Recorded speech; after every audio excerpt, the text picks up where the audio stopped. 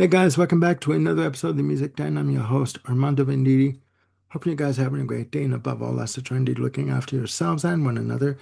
Today, ladies and gentlemen, I want to welcome you back to another segment of Switching Out.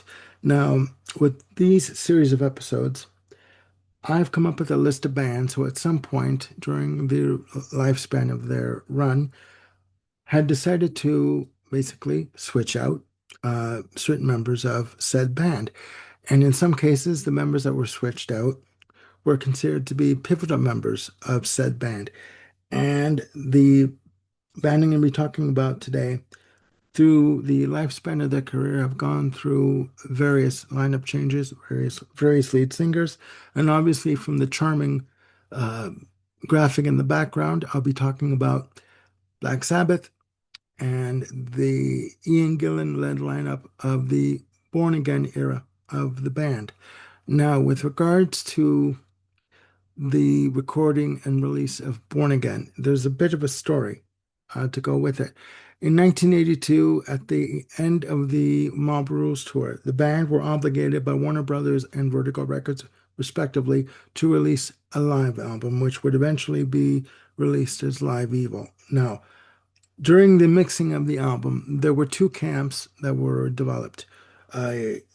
Camps of Ron James Dio and Vinny Appice and Tony Iommi and Geezer Butler. Now, these two camps rarely met during the mixing of this album.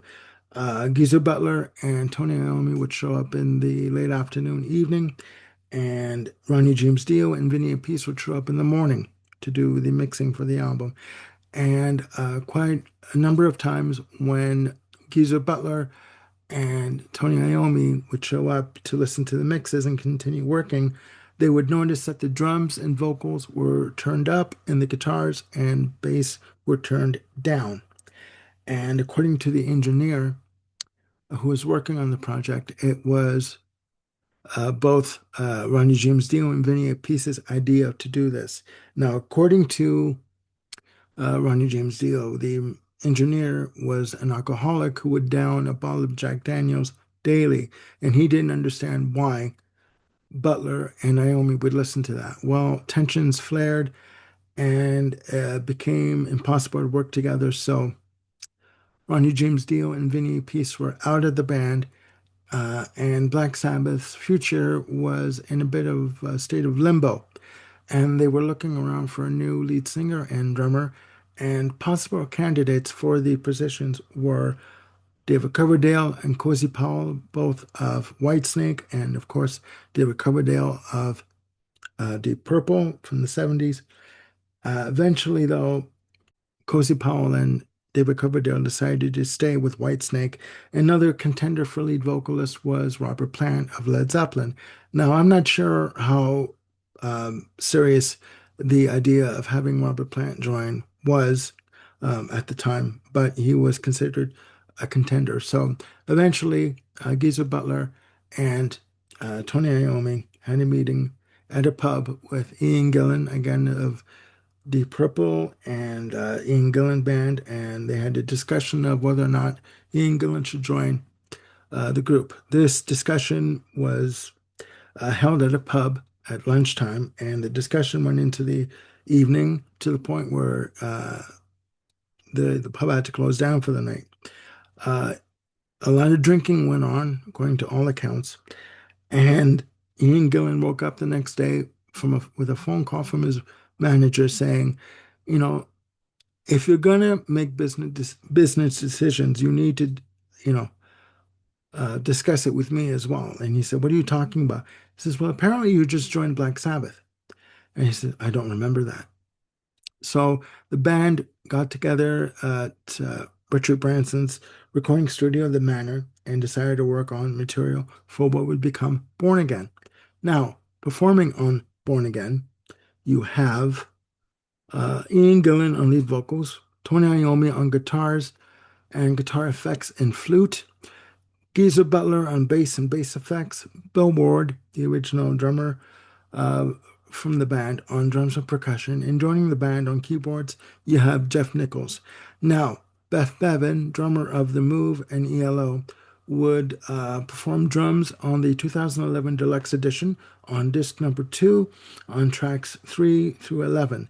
And Beth Bevan would join the band for the Born Again tour after Bill Ward decided that he couldn't tour with the band due to his relapse with alcohol.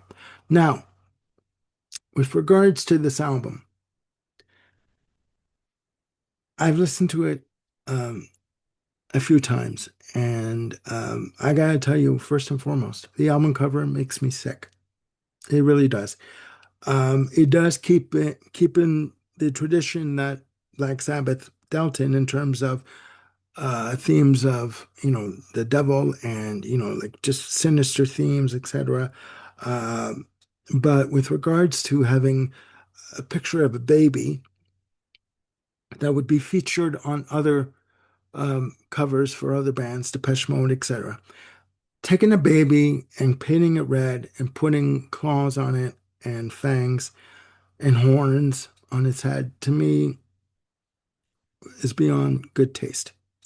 And according to Ian Gillan, when he saw the finished album cover, he threw up. He was so disgusted. And um, to their credit, Tony Iommi said he had no input with the album cover whatsoever. It was something that the record company and management did, and he had no idea that they were doing this. Anyways, talking about the music on the album, 9 tracks in total. Again, 41 minutes in length. This has got to be the most heavy album that Black Sabbath has had put out to that point. It starts off with the lead-off single "Trashed," blistering drums from Bill Ward on it, wonderful guttural vocals from Ian Gillan, which he was known for. But he also does these wonderful shrieks on this track at the beginning of the track. And what I like about his vocal delivery on this album is that he can go from the low to the mid range to the high ear piercing shrieking that he is known for, and it's wonderful. Also, you have on Trash wonderful crushing guitar, rhythm guitar riffs, wonderful twinning of synth and guitar passages on the chorus. Uh, again, just and the again, in keeping with Ian Gillan and the shrieking, he does a wonderful shrieking vocal phrase that leads into a beautiful guitar solo from Tony Iommi. Then it segues into the first of the 2 instrumentals on the album, Stonehenge, which the band would base their stage set on for the tour. That's another story. At a minute and 57 seconds. Again, wonderful textured panning synths on this. Just beautifully done. Very sinister, very ominous. It almost feels like you're traveling into another dimension, another time, another realm, as it were. And then it goes into the track Disturbing the Priest at 5 minutes and 48 seconds. Wonderful maniacal laughter from Ian Gillan at the start of the track. Heavy rhythm guitar from Tony Iommi. Again, massive drum sound, which is pervasive throughout the entire album. Over the top shrieks again from Ian Gillan. And wonderful guttural vocals from Ian Gillan on this track. Disturbing the Priest segues into the second of the 2 instrumentals on the album, called The Dark at 45 seconds. Again, another brooding and eerie synth and bass effects piece. Again, you feel like you're entering the bowels of hell, that kind of feel, right? Another demonic dimension, right? Let's say. And from The Dark, it segues into the second track on the second single from the album, sorry, Zero the Hero, at 7 minutes and 35 seconds, which is the longest track on the album. This track is just fucking amazing. I've always loved this track, even the single when it was originally released in '83. Brutal rhythm guitar. Again, massive drums, catchy hook on this. Minimal spiral effects on certain sections of the track that just enhance it. Wall-to-wall rhythm guitar on this piece as well as with the rest of the album. And there's a searing extended guitar solo on this piece that makes up the track. It is wonderful. Side two starts off with the track Digital Bitch at 3 minutes and 37 seconds. And it was said that this track was basically inspired by or dedicated to Sharon Osbourne. It's never been authenticated or proven, but Sharon Osbourne does have a bit of a reputation in the business entertainment world with certain acts. Again, at 3 minutes and 37 seconds, great fast-paced drums on this piece. Another wall of rhythm guitars. Beautiful guttural vocals again from Ian Gillan to shrieks. Just brutal. And this could have been another single from the album. I don't know if they would have allowed the word bitch to be used to be released as a single, but you know what? It's a powerful track and it's catchy and it kicks ass big time. And the one thing about this album, to me, it never loses its intensity. Okay. After Digital Bitch comes the title track, Born Again, at 6 minutes and 34 seconds. Starts off with interwoven synth and bass intro. To me, the vocals from Ian Gillan have a bit of a blues vibe to them. And what I like about this track too is he basically double tracks his shrieking vocal phrasing on this piece. And another wonderful guitar solo from Tony Iommi. Track 8 is the piece called Hotline at 4 minutes and 51 seconds. Wonderful, fat, beefy rhythm guitar passage on the intro. Wonderful, steady, pulsing bass line that kind of underpins the track. Another fantastic guttural vocal delivery from Ian Gillan with a blistering guitar solo from Iommi on the ending on the outro. Wonderfully done. The final track, track 9, is a track called Keep It Warm at 5 minutes and 38 seconds. Again, starts off with wonderful thick guitar chords on the intro, continuing with the massive drum sound. The tempo is a mid-tempo drum pattern that comes in until the 2 minute and 43-second mark, where the drums shift into a faster tempo.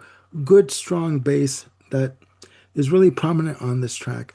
And it's got to be said too. The bass is kind of muffled on some of the tracks on this album, but towards the end of the album, the bass frequency does come to the forefront.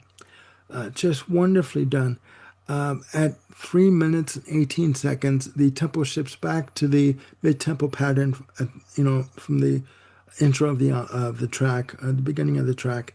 And what I like about this is that, what I like about this track, sorry, is that Ian Gillan has a 2-octave vocal approach on the choruses for this track, Keep It Warm. Wonderfully done, wonderfully heavy.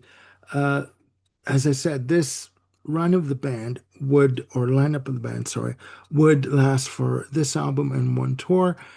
And it's got to be said, although there were some diehard fans that thought that this was a mistake having Ian Gillan in the band for lead vocalist, Joe Elliott from Def Leppard being one of them.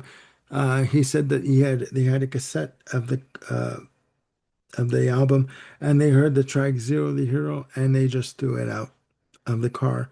They didn't think it was a proper fit. Well, there were other fans and members of the media alike that thought that this was a good fit and that the band should continue. And there was talk of doing another album. But according to Tony Iommi, in the documentary I just watched, Ian Gillan had already put the wheels in motion to reform Deep Purple, featuring the Mach 2 lineup of Richie Blackmore on lead guitar, Roger Glover on bass guitar, Ian Pace and John Lord, and Ian Gillan on lead vocals. So the idea for another album with Black Sabbath fell by the wayside. And then Geezer Butler would leave the band in '84 for a number of years, and then he would return years later. Now, to answer the almighty important question, is this still Black Sabbath? Yes. In my very humble opinion, I know it probably doesn't mean much, but yes, this is still Black Sabbath. It is heavy, it is guttural, it is in your face, it is blistering at times. Oh my God, it is Black Sabbath. And I think that having Ian Gillan as lead vocalist, I think it just added a different dimension to the music. He attacks the lyrics and the vocals with such ferocity and ferociousness and power that, and also, sorry, dexterity, that I think he was a welcome addition to the band. Now, let's address the big elephant in the room. The problem with this album is the sound. It is muddy, it is muffled, whatever you want to call it. There were comments from Ian Gillan that Geezer Butler oversaw some of the mixes for the album, and that according to Ian Gillan, that Geezer Butler tended to favor the lower end of the spectrum with regards to the mixes, and Geezer Butler had said that although he was he was involved in the mixing, he was assured by management that the mixes that he heard would not be used for the final mastering and release of the album. So, whoever you believe, it is what it is. As of 2021, it's been noted that Tony Iommi has found the original master tapes of Born Again, and the idea of remixing and re-releasing this album in a redone form, a remix form, is still a possibility. And in listening to this album, I think it's wonderful. I think it's great. I think it's heavy. I think it kicks ass like no one's business. And is it still Black Sabbath? Yeah, it is. It is. Who knows? Had they been able to, stick around in this lineup or in this configuration for another album, who knows what could have happened? Who knows what could have happened? It could have been a wonderful album. It could have been a wonderful continuation. But if you believe Tony Iommi's account, that was not going to happen because Ian Gillan wanted to reform Deep Purple. All right. So that's it for now, ladies and gentlemen. Please put down in the comments below your opinion on this album. Is this still Black Sabbath with the Born Again lineup? And what is your favorite track on the album, and what would you do differently with this album? Would you have picked a different single? Would you have sequenced the album differently? Uh, Obviously, the sound needs to be cleaned up. So hopefully, we're all in agreement for that. Some people do like the muddied sound. I I don't. I like the album, but I want it. I want clear, crisp drums, proper bass frequency, and just I want a more clear sound of the whole album overall. So that's it for now, ladies and gentlemen. Again, please put your comments down below. And please click like and subscribe, and do hit the notification bell to keep yourself on top of any new content we are coming up. We are now on X, so please follow us on X. And I will be coming back with more episodes. I'm working on some more show ideas with Bill Schuster. We're going to be doing Outlaws and Heroes. That's coming up. We're also going to be doing, by the time this airs, we would have done album review on the new George Jackson album, Hope and Fury. So if you've seen it, hope you enjoyed it. Anyways, we are working on more show ideas. We're going to bring them to you as soon as we possibly can. So please look after yourselves and one another. I'm Armando Venditti signing off. Have a great day. Bye for now.